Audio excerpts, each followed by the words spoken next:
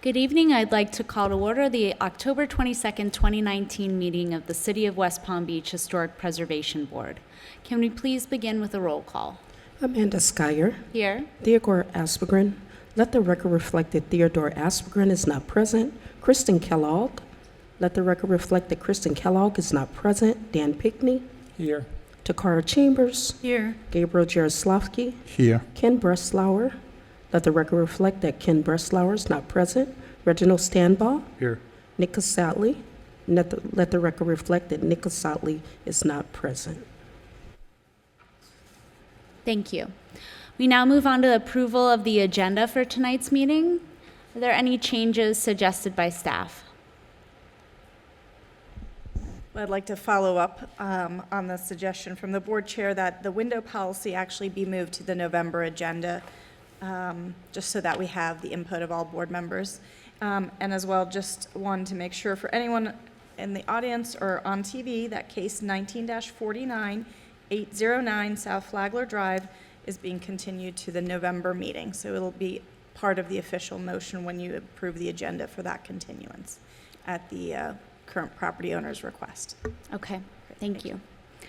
Do we have any changes to the agenda as suggested by members of the board? If not, do we have a motion to approve the amended agenda with case number 19-43 being continued to the next month's meeting? I move the board to approve the Tuesday, October 22nd, 2019 agenda, amended agenda. Do we have a second? Second. All those in favor? Aye. Aye. Moving on to approval of the minutes from the September 24th meeting. Do we have any changes to the minutes as presented? No. Okay, do we have a motion to approve? I move the board to approve the meeting minutes of the September 24th, 2019 meeting. Do we have a second? Second. All those in favor? Aye. Thank you. Now move on to the report of the Historic Preservation Planner. Good evening, Frederique Metner. Just a brief update. At your seats, you do have a presentation that Rick Gonzalez gave at the City Library as part of the 125th anniversary of the city that we're kicking off. And since the last board meeting, staff has had 66 Level 1 applications. We've done 1 Level 2 review and 23 zoning reviews. Thank you. Great, thank you.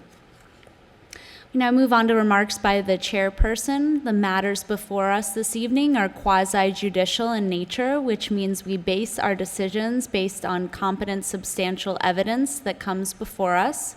We ask you to please keep that in mind when speaking. How this works for each case on the agenda, the applicant will make a presentation, followed by a presentation by staff. We will then open it up to public comment. And if there is public comment, the applicant will have the opportunity for a rebuttal after any comments. And then we will go into an executive session and make a decision on the case. So to lead into this, we need to let you know if we've had any conversations outside of this meeting about the matters on the agenda this evening. So we'll lead into a declaration of the ex parte communication. Takara Chambers, no ex parte communication. Gabe Jaroslavsky, no ex parte communication. Amanda Schuyler, I did speak with Ms. Mittner about the items on tonight's agenda, but I can make my decision based on the evidence that comes before us. Dan Pickney, no ex parte communications. Reginald Stanbaugh, no ex parte communications. Okay, thank you. We now move on to the public comment portion of our meeting. If you're here to speak on something that is not on tonight's agenda, now is the time to do so. So if you're here to speak on a matter that's not on the agenda, this is your opportunity to do so. Okay, seeing none. If you plan to speak this evening on an item that is on the agenda, if you could please rise to be sworn in and raise your right hand. Do you solemnly swear or affirm that the testimony you're about to give tonight is the truth, the whole truth, and nothing but the truth? Thank you. Thank you. So we have one consent case on tonight's agenda. Can we have a motion to approve the one item on the consent agenda? I move the board to approve case 18-16C on 313 Datura Street. That's a consent case. Thank you. Do we have a second? Second. All those in favor? Aye. Okay. Moving on, so if you're here for 313 Datura, your case has been approved. Moving on to case number 19-44, 294 Granada Road.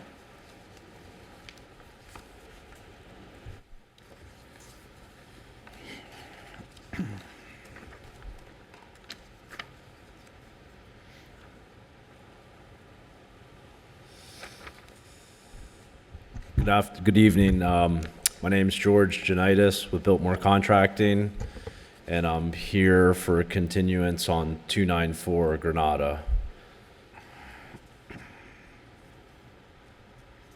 We're here to apply for changing out windows and applying to alter two openings. We've changed some options from our original application with the vinyl and the black windows.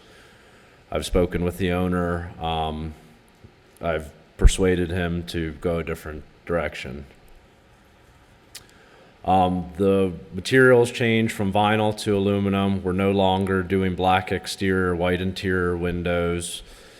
The single hung pro views are looking to be changed in one opening to a casement. The other openings would all be picture windows with fixed horizontal muttons to mimic the awnings as close as possible. We did look into the, these are some pictures, the existing pictures. The jalousie window door to your upper left is the one where we are proposing to infill the window sill. The caddy corner to that, the one not below it, but below it to the right with the two shutters on each side of it, that's the opening we're looking to decrease the width on to accommodate a future hallway during another phase of construction, so he can make it wheelchair accessible for down the road. This is our map of the windows. Like I said, there's no longer any black. They're all white frames, picture windows. The horizontal rollers that were on the south and east elevations that nobody seemed to have a problem with last time are still proposed. And every other window would be white picture window with the horizontal muttons. The only casement would be the jalousie door windowsill infill. These are the different types of windows. The picture window with the horizontal muttons, which would flag, which would mimic the awning windows. There'd be a fixed picture window in between them. Then there's the horizontal rollers, which are not visible from the street. And then there's the casement with the muttons below it. Again, these are the openings for the infill and for the sill infill on the door, and then the jamb infill on the north elevation. This is the hallway widening to 44 inches to make it wheelchair accessible for him in the event down the road he is in a wheelchair, showing where it would require infill of that north exposed window. We did look into going back, which was unaware to me, of the awning windows, which are basically casement windows turned on their sides. And in talking with PGT and CGI, the window manufacturers, when I stack the awnings between the sashes of the window and the brake metal in between, it's something like 7 inches between them. So that wouldn't mimic what we have either. And that's our presentation. He's willing, he compromised from the vinyl materials, the black colors, and he feels that the white should be approved with what we're suggesting here today. Any questions? And did you discuss with him our concerns about changing the size of the opening on the primary facade of the structure? Correct, and he's willing to go whatever he has to do. He in his eyes, he's not going to be told he cannot shrink an opening for wheelchair accessibility. But you said this is in case he may someday be in a wheelchair. Correct. He Okay. does have health issues. Since I've been Okay. working for him, he's had back surgeries. I've seen him some good days, and Okay. I've seen him some really bad days. Okay. So, Okay.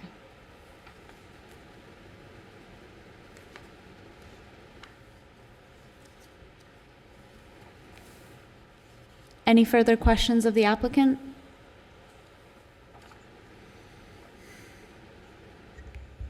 So can you repeat again, what type of windows are you installing?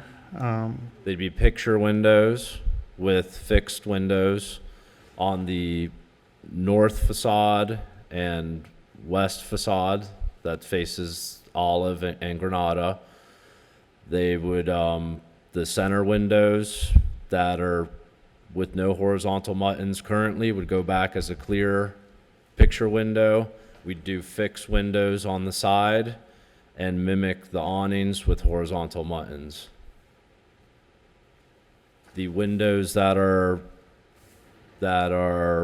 picture or awning that face the west that have the horizontal muttons on them, he would go back with fixed windows there as well.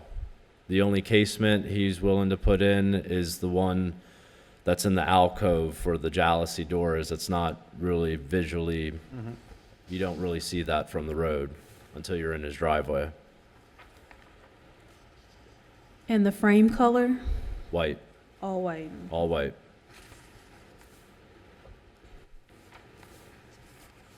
And they're aluminum, which is the same material that's there.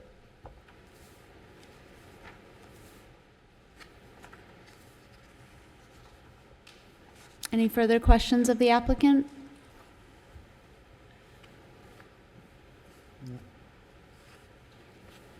Thank you. Thanks.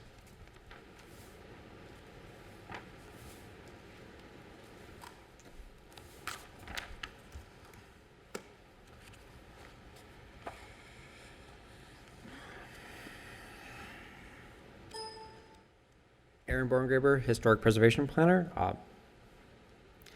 This is the project location for 294 Granada. There's going to be some inconsistencies between what the contractor presented.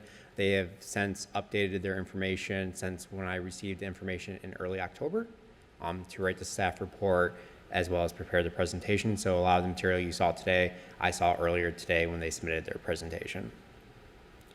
So the request did change. I'm not going to go really over this only because the window product has changed, but they still are proposing the partial infill of a primary street-facing window opening as well as a partial infill of another window opening on the side street.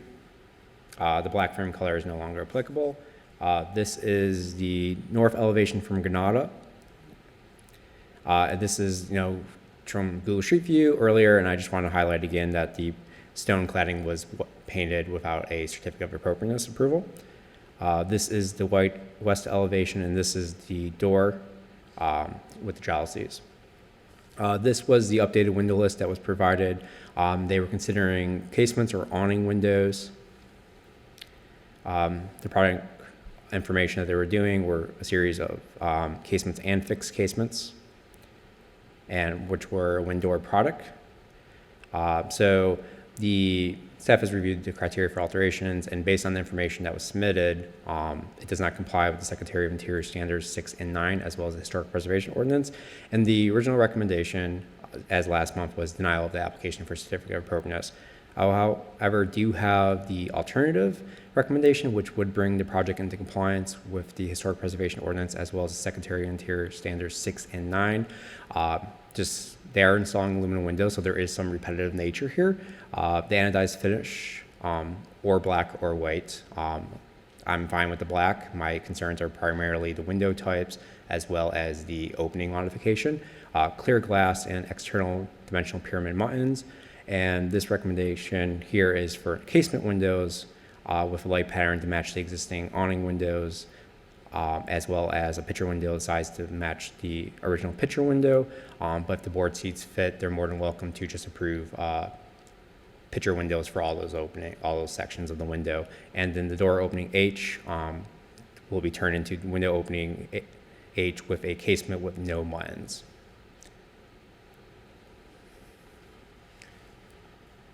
Questions of staff?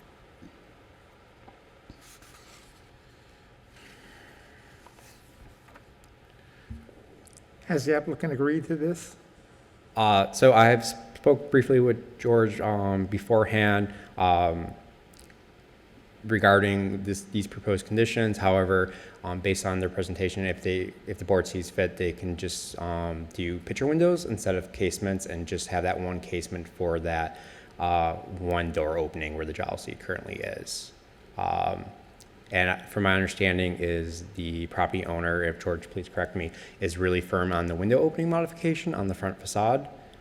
And that's something I believe as staff, we should not bend on that. As the rest of it from casement, awning windows to casement or awning to picture window, I believe is acceptable. So we're still in a denial mode, is that correct? I highly recommend doing an approval Oh. with conditions of some sort. And then if the property owner sees fit to appeal it to city commission, let the city commission handle it from that point. Okay, thank you.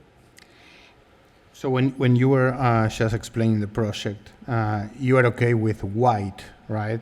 I am okay with white. I'm also okay with black. Anodized would obviously be the preferred solution, but the exterior color is less of a concern of mine. Because our recommendation last month was to have a clear anodized finish. Correct. However, in interest of being flexible, it is a non-contributing structure. Working with the property owner, I believe that's something that we could potentially bend a little bit on regarding this project. Okay.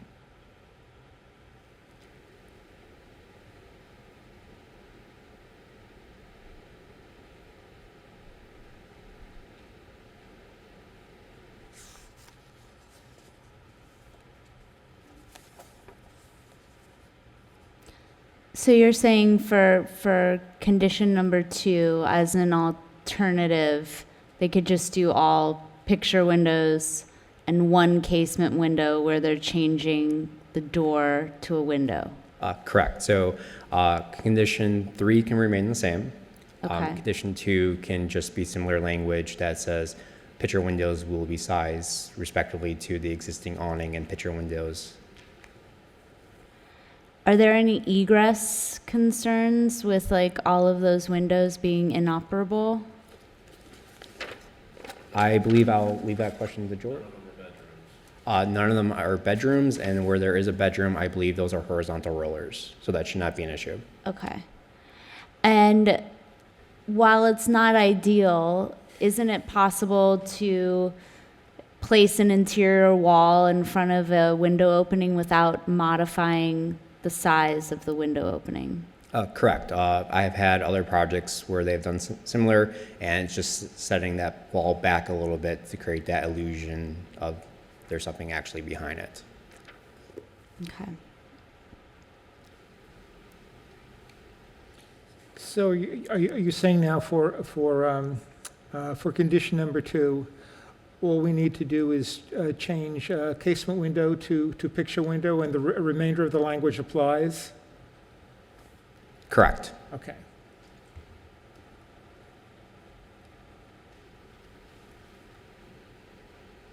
Any further questions of staff? No.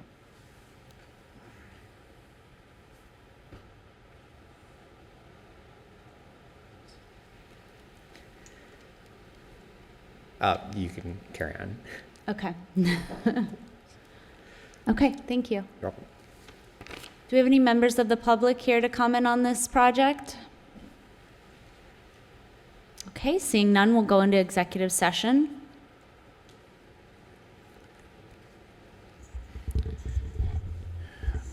My opinion is that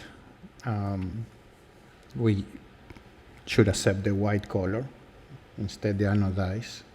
It's a compromise. I don't think that the main window should be changed, the front-facing window. I still don't understand how an ADA issue will affect an exterior window, but maybe because I'm not understanding it, but that shouldn't affect. So there should be other ways to solve that issue, but not changing the main window. That's my opinion. I agree. I don't think the size of the opening on the primary facade should be changed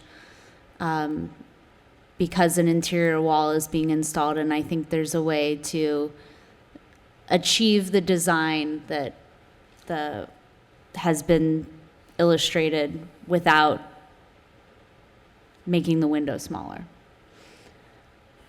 I do think the white is a good compromise. And as far as cost effectiveness, I'm sure there's some savings in them all being picture windows as opposed to operable casement windows. So if that's what the applicant would prefer, I think we'd be willing to work with them on that as well. So, would anybody else like to share their thoughts? Or I agree. Okay. Yeah. Would someone like to make a motion? I move the Historic Preservation Board approve application number 19-44 for alterations windows in accordance with standards 6 and 9.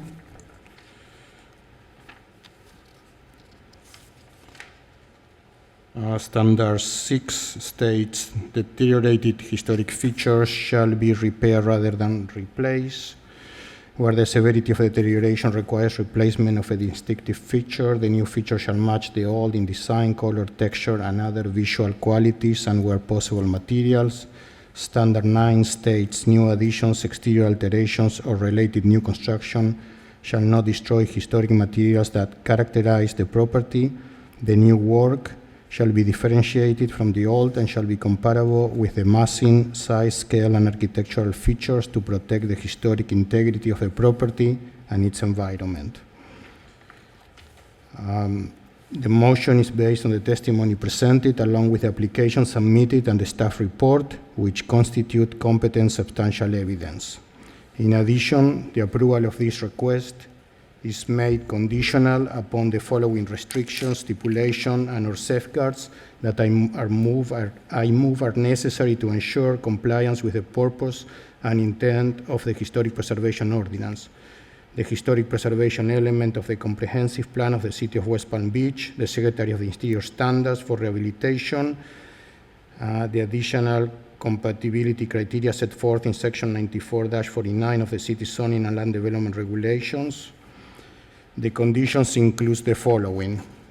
First, the applicant shall install aluminum windows with a white finish, clear glass, and external dimensional pyramid mountings as required. Second, the applicant shall install picture windows to be sized to fit into the existing rough openings. Third, door opening H shall turn into window opening H with a casement window with no mountings. Second. Second. Do we need any clarification that the picture windows should have with the fixed windows? I just want to make sure that that has everything in it that you need as far as the muntins. So the intent is clear, maybe just adding an additional saying that they shall match the existing profile as required. Okay. Okay. Which So is- fourth condition, all the mountains shall match the existing profile of the existing mountains. Okay. Do you still second the amended motion? I still second the amended motion. Okay. All those in favor? Aye. Aye. Okay. Thank you. Moving on to case number 19-47, 250 Pilgrim Road.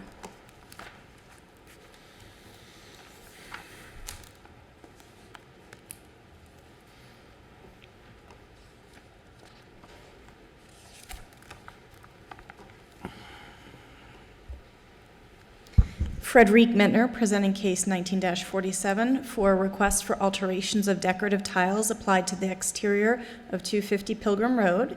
The subject property is located in the Bel Air Historic District on the south side of Pilgrim, east of Olive Avenue, as you can see in the aerial. And this is the site. As you can see, it's a very typical mid-century ranch with a front-facing, what is now a garage, but was probably originally a carport. Typical picture window flanked by casements and awnings right there, similar to the last example. The applicant has gone ahead and applied on the exterior this geometric decorative tile to the previously smooth stucco finish and is requesting approval of this exterior alteration.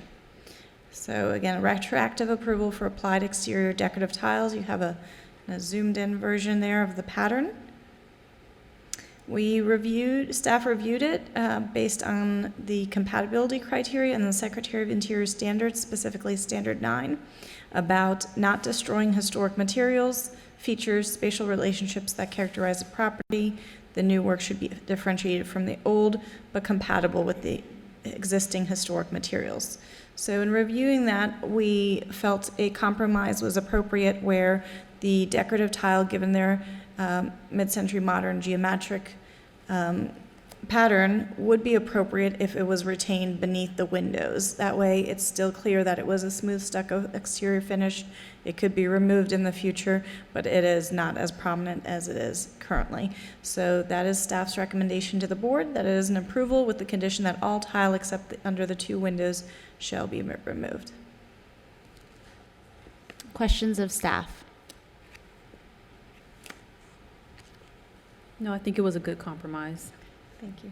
And the owner is here and has some items to share with you as well. And so are you suggesting that it also be removed around the garage Yes, door correct. opening? Yes. Okay.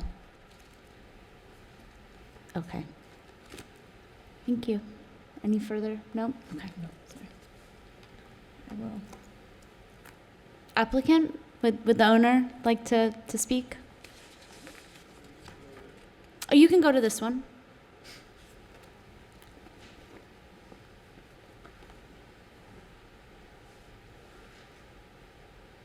Good afternoon. My name is Ivan Rizov, and I brought also a piece of this tiles if you wanted to see it closer. It's a porcelain tile. First of all, basically, I want to apologize that I didn't apply for a permit to apply these tiles. I didn't know. I was thinking it's not nothing permanent. It's not construction. It's mostly decorative. This is the tile. Do I need to bring it to you? I don't think so. Does anyone need to Just see the part of it, sample? actually. I chose this tile because it's a very Mediterranean. Actually, it's not made in Italy. It's made in Turkey, but this is the previous Byzantine Empire. So they have some stuff very close to the Italian stuff. And for me, Florida, it's part of the same family climate. That, you know, it's much more colors here than anywhere else. For example, a friend of mine who is visiting me from time to time from Toronto in Canada, he says that it's too cold. We cannot even paint the homes. It's only bricks. And I was thinking, because some of the homes there are not kind of a Hispanic look. They're not designed in 20s. They've been built in 40s and 50s. If I apply something like this, maybe I will bring a little bit of the charm of the other homes, like around. We can see stuff with decorative tiles and things like this. The design I decided to be there, it's following more or less the shape of the house. It's nothing fancy, it's not too much. It's not overwhelmed, I think. And in my opinion, looks pretty properly. The top section of the house is painted of little lighter color, which it's somewhere between this and this to remind, the character of the tiles. The window frames and the shutters in the front door are painted also white to remind also some of the colors. So eventually I want the whole house to be kind of a symmetrical in colors in any point of view. This, in my opinion, this color also is not green, but it's close to this color. Reminds a little bit of the landscape, grass and cements and everything around the sidewalk. I'll be very happy if I can keep these tiles there. They're removable. They're porcelain. Probably, even if it's hurricane and a little more of rains and stuff like this, maybe it will protect the lower section of the house a little bit. But most of the look, I love it. I don't know, what is your opinion? Have you reviewed the condition with staff that everything be removed except for under the windows? Well, yes, I was speaking with Frederick, and she said this is her opinion. I actually can honor it. Everybody can have a different point of view when it comes to design. I think up and down, it's a little less boring. Myself, I'm an artist, and I'm doing this all my life, restoring things too. So I'm trying to be not against very much of the compositions around from the other homes, and in my opinion it's quite elegant and it's not crazy at all. Okay, so you are or you are not open to the condition of No, staff? I'm open, of course. Okay, you're I'm open to it. open Okay. to this. Okay. Does anyone else have any questions for the applicant? As long as he's open to the condition. Okay, thank you. Thank you very much.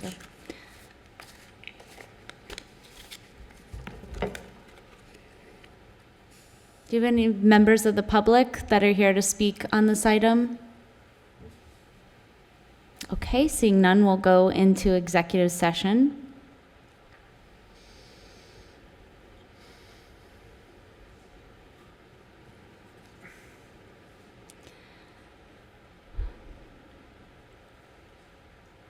I mean, this particular style of house is a minimal, traditional, early ranch style house. Well, I think masonry vernacular is what it says here in the staff report, is generally, I think, characterized by a lack of adornment or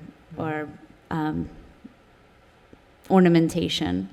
So I do think it is a reasonable compromise that we request that it only remain underneath the windowsill, so that it indicates that that is a later addition. But I do think it is something that can be removed in the future and doesn't negatively, or permanently impact the structure. So. It's also a non-contributing Yes. factor. Yes. Now, the whole house is clad in this tile? I'm I think not it's- clear. I think it's just the front. So it's just the front? I'll have to let the owner answer that. I was not able to gain access or see images of anything else. Is the tile on the sides and back as well? Goes on the side under the windows. Also on the side under the windows. Okay.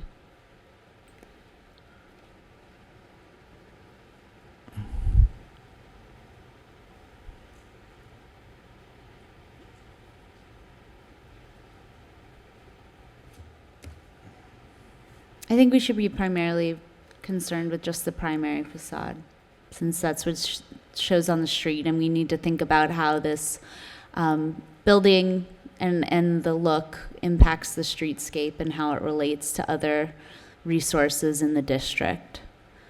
Maybe we can amend the condition instead of saying all tile removed and just kind of modify it only to the front facing. Okay, I'm open to that. I think that the staff is being generous with the compromise and where they state that since it does reflect a geometric pattern somewhat reminiscent of the breeze block popular during the mid-century time period, staff can support it as an accent feature. I think they're being very generous with that, and I'll support staff's recommendation. Okay, great. Would someone like to make a motion? Do you think it needs to come off the sides as well? Or leave it? I think it needs to come off the sides and just keep the tile on the front below the windows at the most. I mean, it's non-contributing, but I think that the tiles on that architectural style is not compatible, to be honest, with my observations with that type of architectural style. I mean, you'd see maybe some wrought iron type of accents in front of the doorway, perhaps supporting the roof or something like that. That might be mid-century, but that's why I say I think the staff's being generous with the idea of keeping the tile there below.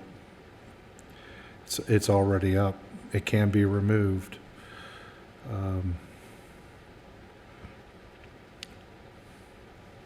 I like the tile.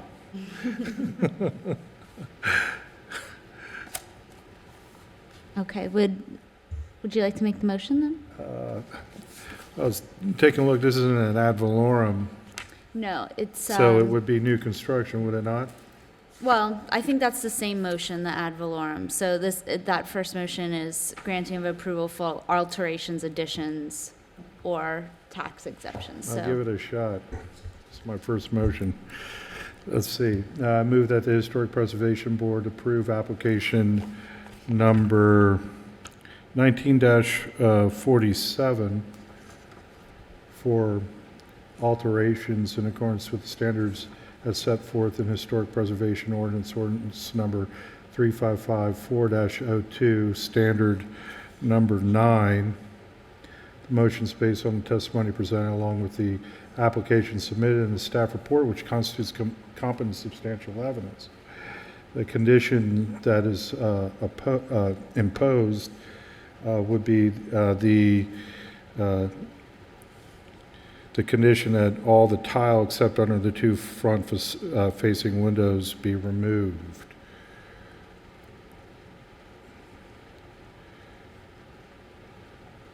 This is to ensure compliance with the purpose and intent of the Historic Preservation Ordinance and the Historic Preservation element of the Comprehensive Plan of the City of West Palm Beach, specifically Standard 9.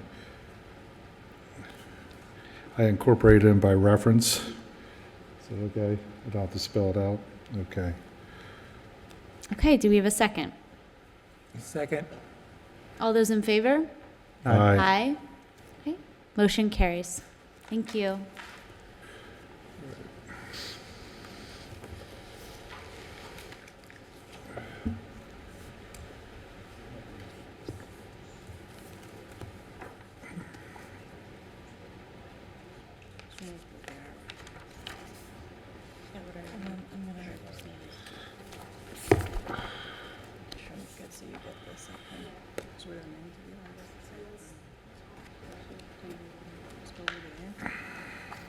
You deal with the enter, and I was just gonna, shrink it down. So there we go. Good. Good afternoon. Grace Walton with Nivera Williams Design for the records. Today, in behalf of our clients, we're presenting a request for a special permit to be able to build a fountain in the northeast area of the property located at 2305 South Flagler Drive. The plan that you have in front of you is exactly the same one that we have presented since the beginning of the project. The fountain that we're talking about is this element over here. For us, this fountain has been a very important element of our design, and it's connected to the pool, and we did get a variance to place the pool on a setback of 10 feet. Now, the fountain, like I'm saying, is a very important element for ourselves. It's the termination of our pool, and it's also the focal point of this northern garden. Through the process of the permit, we were notified that there were two small issues with the placement of the fountain. The first one was that we're slightly encroaching the variance that was given to us. The second one was that the fountain is considered an appurtenance. And for our conversations with the city planner, we understood that the issue with such a feature is that it could disrupt the traffic from Granada and, most importantly, for South Flagler Drive. Fortunately, in this case, that is not an issue because, as you can see, the whole northeast area of the property is surrounded by this sidewall. Since the very beginning, we always anticipate that we will have landscape both inside and outside of the sidewall. And these shrubs, which are hibiscus that we're proposing, will be as minimum as 24-inch high, 30-inch high when they reach maturity. The fountain will be flush with the ground. It's approximately a 4x4 layout with an 18-inch depth. And it has a feature, it has a small bubble up. You can see it over here. It will never reach more than 18-inch in height. So therefore, it's not a possibility that you can see this feature either for Granada or for South Flagler Drive. This is another view of the fountain. And as you can see, it's very much a feature that complements our garden and is more a pedestrian experience as you enter towards the front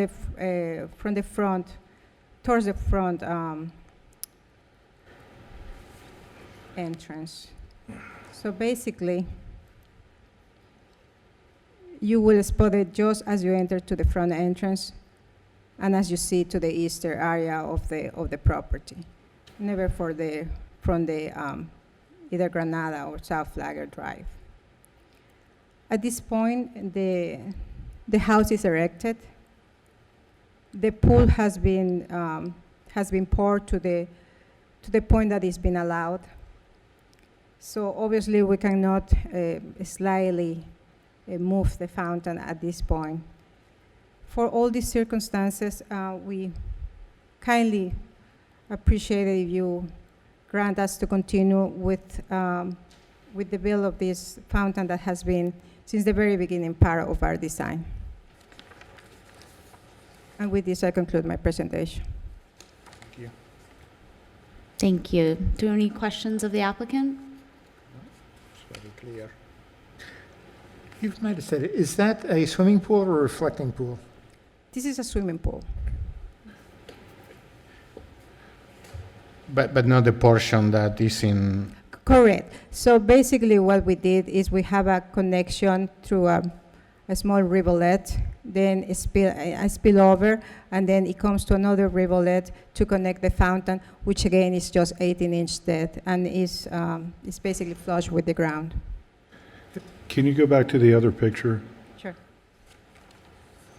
Okay, and I understand the the angles on the pool, and, you know, being rectangular, and then you have your square Yes. fountain.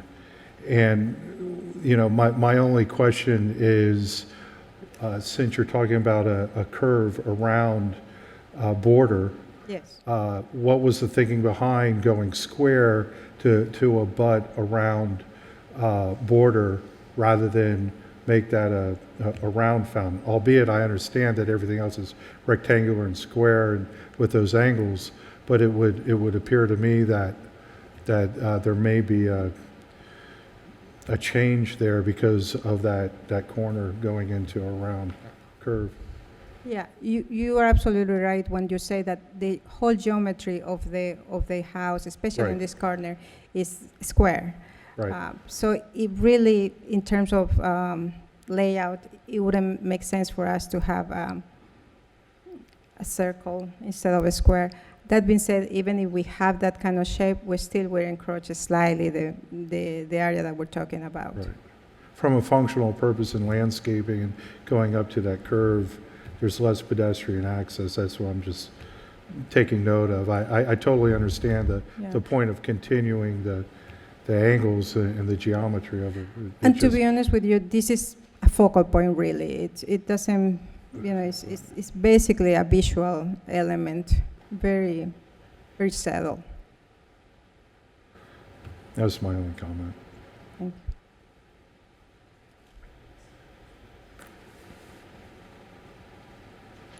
Any further questions, the applicant? Yeah, to continue what this gentleman was saying. And you know, I'm asking this question of you because I'm not sure myself. Is a circular pool still in keeping with traditional Spanish Mediterranean design for this sort of you know, rill from one point into the pool? You mean if we do the fountain in a circle Yes, shape? right. I think here is a matter of geometry. It Yeah. really, you know, you see all the angular shape that you have around. Yes, we are forced to have that side wall the way that we have it because we are, Okay. otherwise we will encroach the side triangle, which we're not allowed.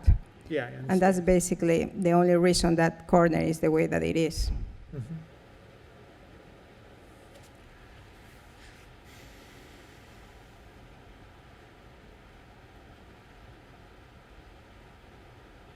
Any further questions? Okay, thank you. Thank you.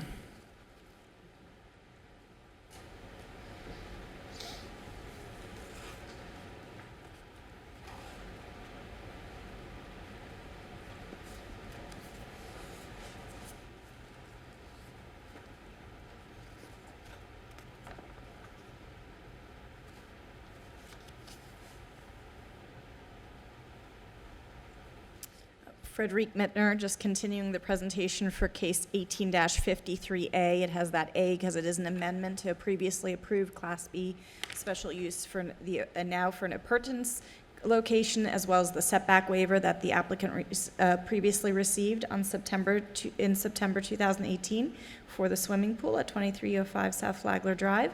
The area is under construction, and they're just asking that the fountain, as you heard, also be granted that same provision as the swimming pool was. This is under construction, the swimming pool, and again, the linear portion of the fountain would continue.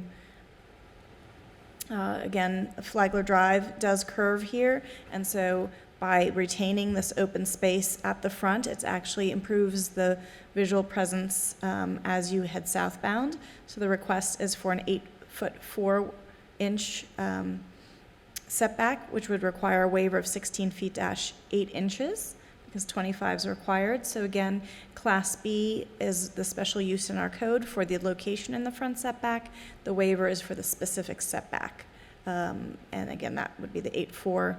And because it is so low to the ground, we certainly think it's an appropriate feature. It relates to the swimming pool. It's a beautiful site plan, and it's actually less intrusive than if they had a sculpture above ground. So again, this is what you would see. no intrusion, no impact on vehicular traffic, pedestrian traffic.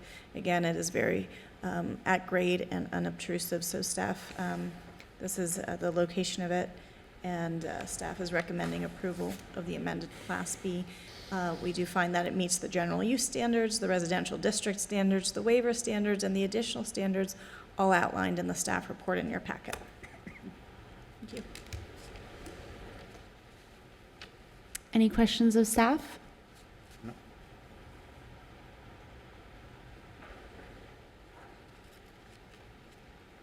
Okay, thank you. Do any members of the public here to speak on this item? Okay, seeing none, we'll go into executive session. I have no issues with the fountain. Yeah, it's been there since the original design. I think this is just a formality of one additional thing that Yeah, the city. You know that I am Yeah. not too friend of, giving waivers, but in this case, I mean, it's a no-brainer because we need to look at it as if it's a floor pattern, instead being pavers water. Yeah. So if this would have been a 8-foot-high Italian fountain, it would be a different story, but Yeah. it's not. And I really appreciate the high level of design that these property owners have, the design team that they've assembled and what they've allowed you all to create. I think it's really beautiful. Now that it's very far along in the construction process to be able to drive by it, it really enhances that vista. And I don't think I ever realized how important that site was to the neighborhood. And it really enhances it. So I think that all of the design features individually and collectively are just such a plus for El-Cid and for the city. It just enhances the beauty of driving on Flagler. So I have no issues. But we won't see you again, so I want to say this before the project's done.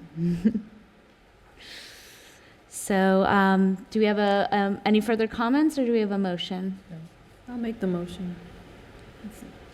I move that the Historic Preservation Board grant application 18-53A, a request by Navera Williams Design, Inc., for a Class B special permit use to allow a fountain within the front setback at 2305 South Flagler Drive.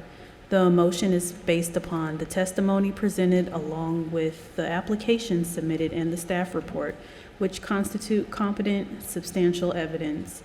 The board hereby makes findings of fact that each of the criteria in Article 2, Section 94-36E3 and 4 and 5 have been met. Second. All those in favor? Aye. Okay. Thank you.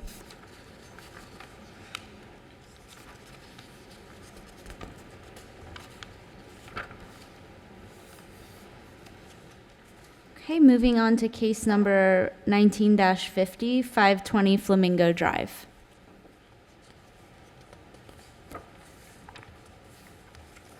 And your case has been approved, but I think you understood that. So, it's gonna be these two. Yeah, that's fine.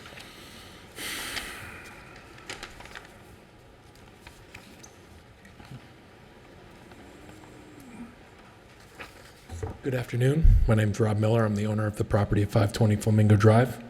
I'm seeking the Historical Board's approval for the residence displayed. I'm proposing roughly a 2,000 square foot home with a 400 square foot accessory structure on a currently vacant lot in Flamingo Park. As you can see, the home proposed will be a mission-style home featuring a triple arch covered porch with a hip-style S-style roof, decorative parapet wall, stucco. It also features 6/1 window light patterns and a mission-style door. I feel that this proposed new construction is consistent with the character of the other homes in this historic district. I also believe that the project as proposed will not have any negative impact on the Flamingo Park Historic District, but will only add to its current aesthetics of this beautiful community.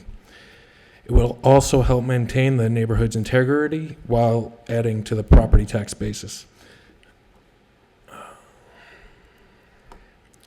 The home is a 3-bed, 2-bath, open floor plan with a detached accessory structure featuring a bathroom. Thank you for your time, and I hope for your approval. Questions of the applicant?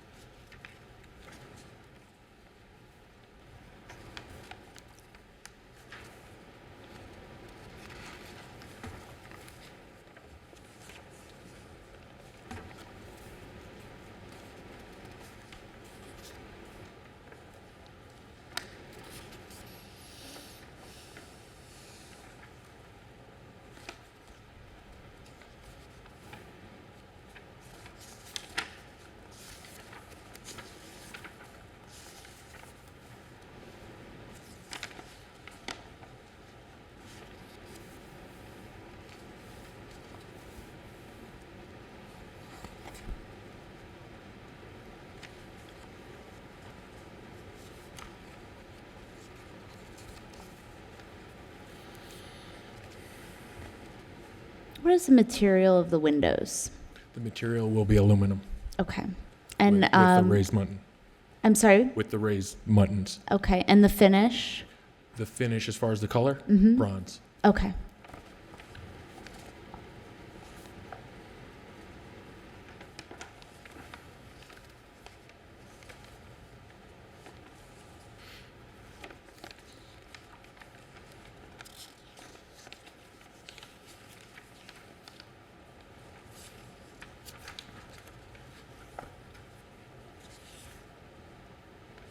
Any further questions of the applicant? No.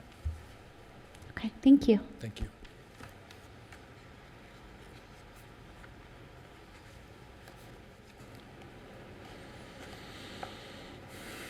Aaron Borngerber, Historic Preservation Planner.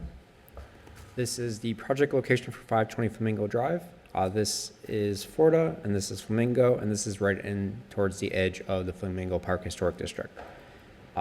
The request tonight is by Robert Miller on behalf of owners Grandview Heights Holding LLC for new construction of a single-story mission-style single-family house of approximately 1,979 square feet with a rear detached accessory structure measuring approximately 391 square feet. This is the existing location right here. It's not this driveway here, but it's just this field right here.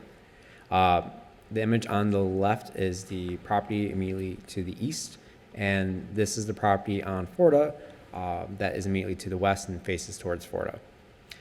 This is just a couple examples of the 500 block of Flamingo. This is actually right across the street. So there was an existing house that was demoed around 2004. So it was the main structure and then the accessory. This is a photograph of the original structure that was in its place, and this is a photo of the accessory structure that was there. This is the proposed site plan, which complies with all zoning requirements, the floor plan, as well as the roof plan for the main structure. This is the north elevation from Flamingo Drive, 6/1 windows. The front will have 2 windows with fan lights. The hip roof on the covered porch, the parapet wall with coping, as well as decorative tile. This is the east elevation, which has a number of 6/1 windows, as well as 2 3/1 windows. This is the south elevation, which is the rear elevation, which has a hip roof for the covered porch, as well as 2 shallow arches, one with a paired French door with multiple lights, as well as the other one with a single French door and a 6/1 window. And this is the west elevation, which has a number of 6/1 windows with mullions, as well as the covered porch, which will be visible in the hip roof. This is the accessory structure, which will have a hip roof, and there are S-tiles on both actually. It features a number of 6/1 windows, as well as 1 3/1 window and a multi-light French door. This is the floor plan for the accessory structure, as well as the roof plan for the hip roof. And this is the rendered view of the house. And this is the street elevation, so the house being proposed is right here. This is the new construction that's immediately to the east. There is a parking lot as you head further, and then finally the railroad tracks. This empty space here is just a part of the yard of 2000 Florida Avenue, which this is the side of the structure and it faces Florida. So staff has reviewed the criteria for new construction and it complies with the Historic Preservation Ordinance as well as the Secretary of Interior Standards number 9 and 10. Therefore, staff is recommending approval of the application for a certificate of permanence as submitted. I do want to add that when the permit was first submitted, it wasn't the right house for the district. So Robert and his architect immediately worked on revising within a week for a house that says Flamingo Park. Thank you. We love to hear that. Do we have any questions of staff? No? Okay. One question, Yes. quickly. The new work will be differentiated from the old and will be compatible with the historic materials. If you could just touch on how it's differentiating. All right, so it would be new construction. Probably was, so I do tend to use Secretary's Series number 9 and 10 for new construction. It's new construction, so it will be partially noticeable. While it will look very similar, it will be a block house, so you won't actually see that. There obviously will be aluminum single-hung windows, which traditionally these would have been wood windows. So you won't be able to, we'll know it like from a planning perspective that is different. Right. But if the average person looking at it probably won't be able to tell the difference regarding those changes. But there will be, in fact, a difference. Okay, thanks. Okay. Thank you. Do we have any members of the public here to speak on this item? Okay, seeing none, we'll go into executive session. I think the detailing is right on this house, and there's a proper amount of fenestration on the side elevations, which is always nice to see when we have new construction projects come before us. I feel like those are usually the two things. So I commend you for working with staff to revise it prior to bringing to the board, because it, I think, makes it hopefully a smoother process for everyone all around. So I think this will be a great addition to the neighborhood. I agree. I would not change a thing. I think it's perfect. I think it's very compatible with the surrounding area. Would someone like to make a motion? Yeah,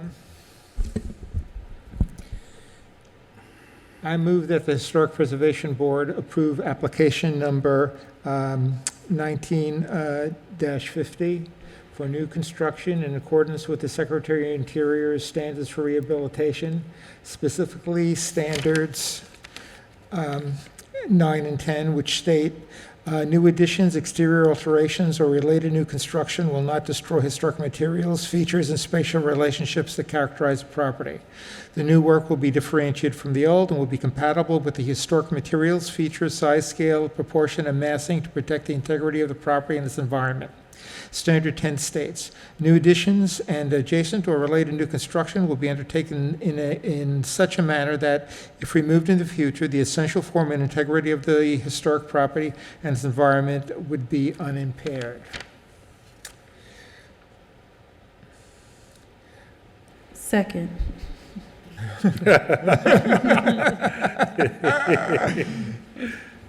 Second. Thank you. Are you finished with your motion? Yeah, so there were no conditions, so. No conditions? Yeah. Okay. So we have a motion and a second. All those in favor? Aye. Aye. Any opposed? Okay.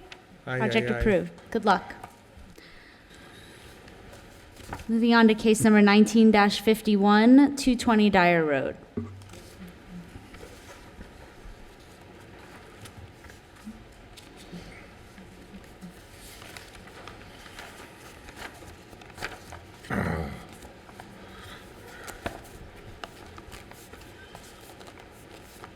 So you can take the mouse and scroll it, or you can do enter in backspace. But this might be a little, yeah. I think that, yeah, okay. Good evening. For the record, Harold Smith with Smith & Moore Architects. I'm pinch hitting tonight for my son Taylor Smith, the applicant, who happens to be out of town. So I'll do my best to represent our clients, the homeowners of 220 Dyer Road in the El Cid district. The property is located on the south side of the street. We're proposing additions and alterations to the existing two-story contributing residence. Those additions are indicated in the application submittal, in which I will describe later in this presentation.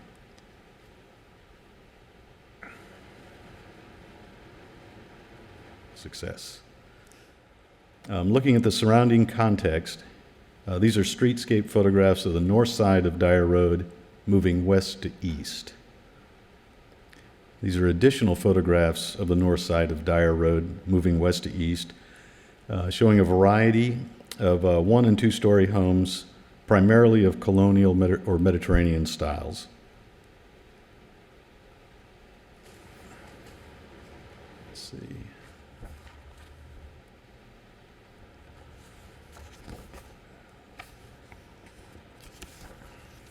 Okay. All right, I think I'm on the right slide here. These are neighboring homes along the south side of Dyer Road, reading from east to west. And more homes along the south side of Dyer Road, including the subject property in the top photo. As you can see, there are several other large 2-story historic structures along this street. These are photographs of the existing conditions of the home. Here you can see the front and side elevations of the home.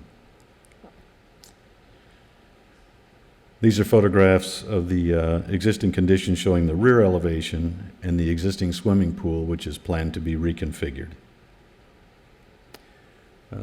Here's our existing site plan.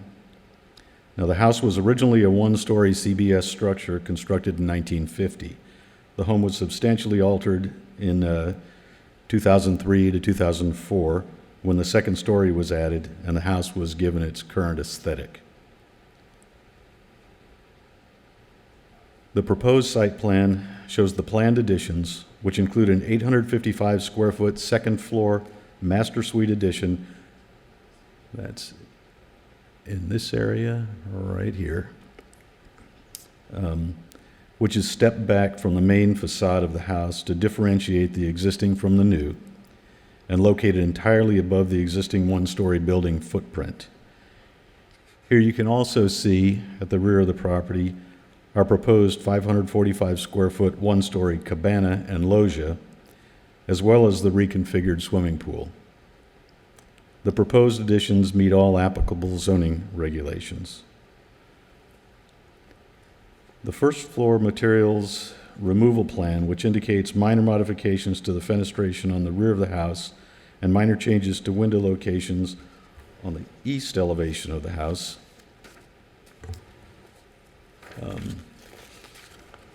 We plan to replace the existing non-original 6'8" high aluminum French doors with 7-foot high aluminum French doors to match the existing window head heights.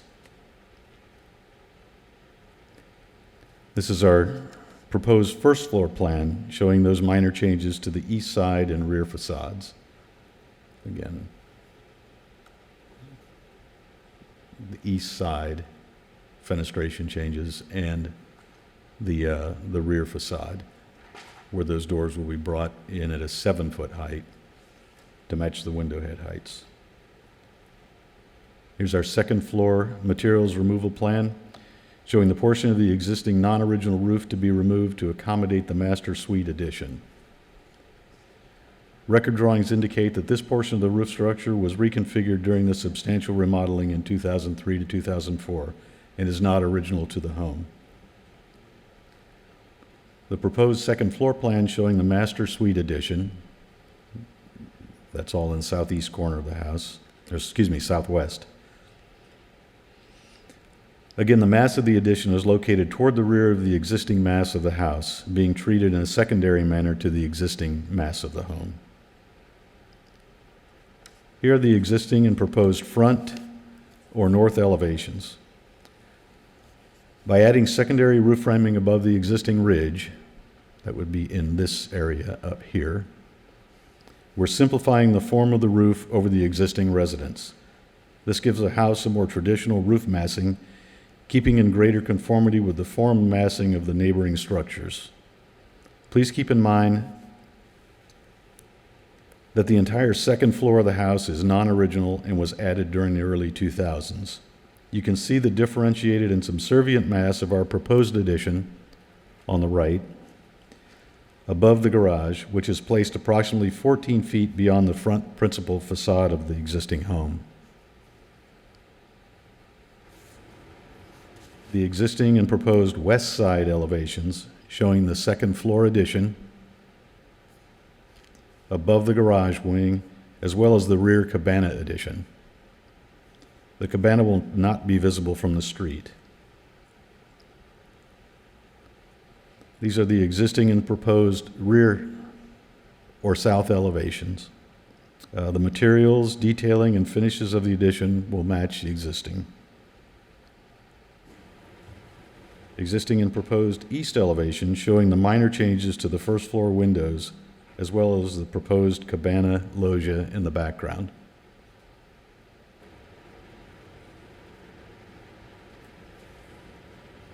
Here are the floor plan elevations and cross-section of the proposed cabana. Regarding materials, the flat concrete tile roof, the outlookers at the eaves, the smooth stucco walls and trim, and window and door proportioning relate the detached cabana to the principal structure. This concludes my presentation. I'd like to thank city staff for their assistance in this project. Thank you very much. Thank you. Questions of the applicant? No questions. No questions. Great presentation. Thank you so much. Who was the architect who did this building, I guess, in 2003 or 2004? Do you know? The original drawings show the name of a structural engineer named Mike Naliwaco. I didn't see any architect. Interesting. Yeah. 'Cause that's quite a project to just not knock down the house and start from scratch. So they worked within the existing structure. They just took the roof off the original house and built a second floor on top of it. Interesting. Yeah. Interesting. And added all that detailing to make it more of a Monterey, I guess. Yes, I guess that was their intention. I believe it was just a very simple Bermuda-type ranch home prior to that. Interesting. Interesting transformation. Okay, thank you. Thank you. And when this house was designated historic, was before or was after that? It must have been after 2004. Well, it's non-contributing, right? Oh, it's not No, contributed. it's considered It's contributing. It's considered contributing. contributing? It surprised me. How did that happen? I don't know, but that's how it's listed. Yeah. As contributing. Interesting. It's contributing for that reason. I thought that was a question. typo. Okay, It might be on your website or in your records, but Yeah. no, it's listed as contributing. Okay, thank you. Thank you. Is that a mistake? So we were actually having that same dialogue back there. Before the resurvey of LCID, it was listed as contributing, and even after the resurvey. So both the maps indicated, but obviously there's something to be corrected there next time around, yeah. Well, and I mean, we do have contributing houses that a second story has been added to, but I mean, this completely changed the style Right, of the house. yeah. Interesting. Yeah, I was surprised that it was classified as that as well. I'll do a very quick overview since Mr. Smith really covered everything. South side of Dyer Road. It's a very generous lot size, therefore it can accommodate the amount of square footage that's being presented to you this evening. Image of the property from the street. And again, really the only impact to the street will be the second floor addition that will be set behind the point of that hip roof. So alterations of fenestration on primary structure, but not on the primary facade, really on the sides and back. Second floor addition here. Actually, I noticed in the field, probably the neighbors will appreciate it because they will be hiding that power pole with that addition. Construction of a one-story detached cabana of approximately 545 square feet. The portion that's open only counts at half of the square footage, and site work, including a swimming pool. So as was already covered, the second floor addition, the cabana in the rear corner, the new proposed front elevation with this addition and the modifications to the roof line to balance the structure, and the rear elevation modifications with the fenestration on the ground floor and the addition, the cabana elevations, and that we do believe it meets all the criteria for compatibility, as well as Secretary Interior Standards number 9 and 10, and we're recommending approval as submitted. Okay, questions of staff? I'm just now realizing and looking at this and like understanding the evolution that how similar this, I guess, original structure is to that house on Belmont that we approved. Did you know that this was like another reference in the neighborhood? I mean, No, I because did not. 2003 was before you were with the Yes, city. correct. Yes, I was not So here. it's very interesting to see how I guess a similar program was, you know, achieved on a different property. But I really appreciate that the addition above the garage is set back. But I think this garage is set back further than the one in Belmont, isn't it? About the Yes, same? yes, it is. Right. It just feels, I don't know,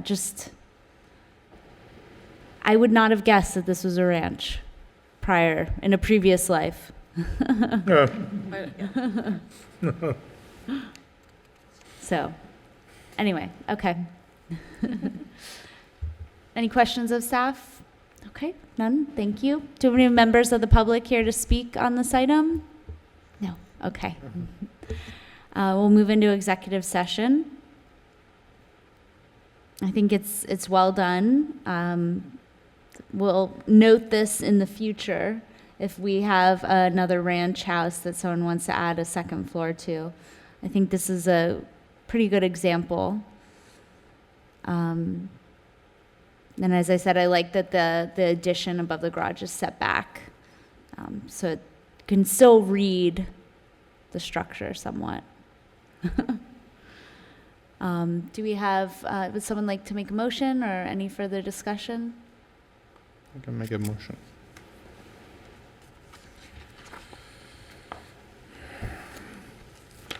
I move that the Historic Preservation Board approve application number 19-51 for new construction, and accessory structure and alterations to primary structure located on 220 Dyer Road, in accordance with standards 9 and 10 as set forth in section 94-49 of the City Zoning and Land Development Regulations. The motion is based on the testimony presented along with the application submitted and the staff report, which constitute competent and substantial evidence. Do we have a second? Second. All those in favor? Aye. Any opposed? Okay, motion carries. Thank you. And with that, that was our last item on the agenda. Can we please have a motion to adjourn?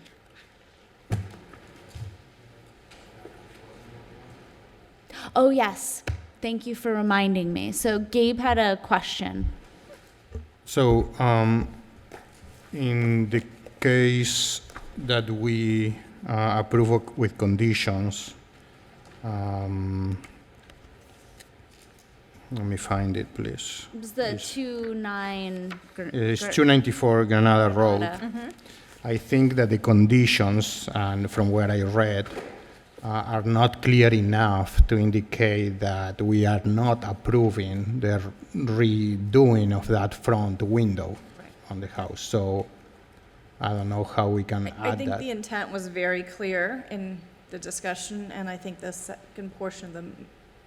There's typically a written order afterwards, is there Yes, not? Yes, but I think what I'm hearing is he felt the actual reading of the conditions didn't Correct. expressly. In my opinion, we should have added the fifth condition, that is to not to allow the resizing of that front-facing window.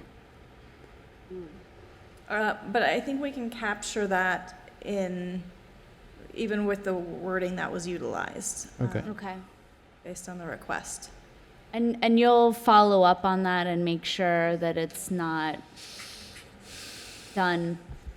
So I did speak to George outside, so tomorrow I will be preparing the decision letter with any clarifications as required and sending that to them. And then he mentioned that he'll either speak to the property owner tonight or tomorrow with steps with what is approved. And I did highly recommend going with the board approval, as their concern is really just doing an interior drywall, setting back a little bit and throwing a curtain there, Yeah. ideally.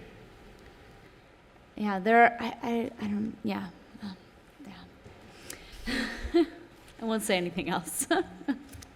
Okay, thank you for clarifying. Do you feel that, Yeah. okay, That's fine. okay. Okay, thanks. With that, can we have a motion to adjourn? Thank you Yes. for printing Rick Gonzalez's presentation and providing it to us just proactively. It was really good to look at. I agree. I'm going to take it home and see if there's anything I don't know, which I'm sure there's plenty. So I look forward to I that. just can't believe it's 125 years.